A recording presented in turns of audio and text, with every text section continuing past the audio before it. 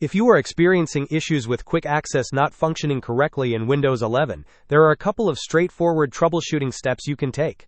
Recently, the way quick access is displayed has seen minor adjustments. Previously a distinct section, it is now integrated within the Home tab in File Explorer.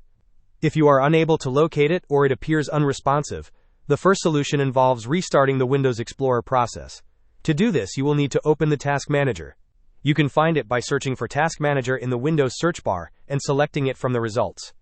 Once the Task Manager window appears, scroll down the list of processes until you locate Windows Explorer.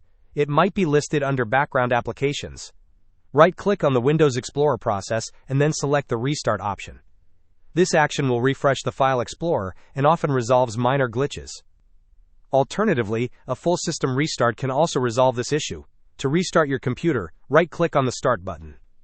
From the menu that appears, select the Shutdown or Sign Out option and then choose Restart. Allowing your computer to fully shut down and then boot back up can clear out temporary errors that might be affecting quick access. Hope this was helpful. Don't forget to like and subscribe if you enjoyed. As always, thanks for watching, and I will see you in the next video.